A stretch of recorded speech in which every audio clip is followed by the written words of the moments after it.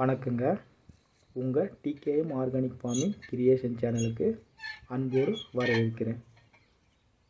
இப்போது நாம் பார்க்க போவது அதிக லாபம் தரும் கத்திரிக்காய் சாகுபடி நடவு பற்றி தான் பார்க்க போகிறோம். வாங்க நம்ம வீடியோக்குள்ளே போகலாம்.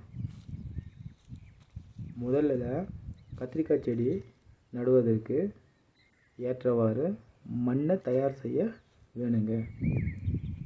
முதலில் மண்ணை 2 அல்லது 3 முறை உழவு செய்ய வேணும்.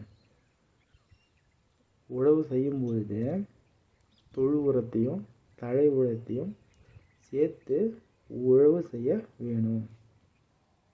அதற்கு அடுத்து உழவு செய்த மண்ணை நன்றாக காய்ந்திருக்க வேணும். காய்ந்த மண்ணில் கத்திரிக்காய் செடி நடுவதற்கு ஏற்றவாறு பாத்திகளை அமைக்க வேணும்.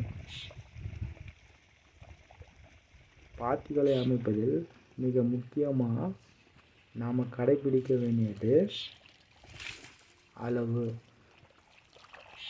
வாங்க அந்த அளவை சொல்கிறேன். ஒரு செடிக்கும் இன்னொரு செடிக்கும் அகலம் 3 அடியிலிருந்து 6 அடிக்கு குறையாமல் இருக்க வேணும். ஒரு செடிக்கு இன்னொரு செடிக்கும் இடைவெளி 1.5 அடியிலிருந்து 2 அடிக்கு குறையாமல் இருக்க வேணும். செடி நடுவதற்கு அரை மணி நேரம் முன்னதாகவே நீர் பாய்ச்சிருக்க வேணும். இப்போ பார்க்குற வீடியோவில் இந்த அளவு மாதிரியே நடவு பண்ணி வச்சிருக்கு. அளவு சரியாக வச்சு நடவு பண்ணலைன்னா கத்திரிக்காய் காய்க்கும்போது மகசூல் குறையும். கத்திரிக்காய் செடியில் வளர்ச்சி குறையும். நோய் தாக்குதல் அதிகரிக்கும். எனவே செடிகளை நடும்போது அளவு ரொம்ப முக்கியம். அடுத்த வீடியோவில் செடிகளுக்கு நீர் பாய்ச்சுவது, இயற்கை உரங்களை கொடுப்பது, பூச்சி விரட்டிகள் செய்வது போன்றவற்றை பார்க்கலாம்.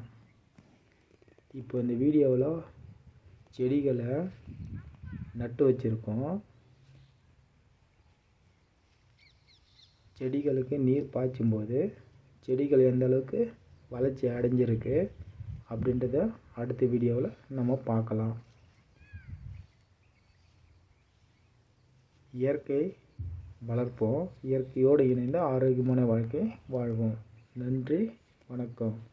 நம்ம சேனலுக்கு உங்கள் ஆதரவை கொடுங்க.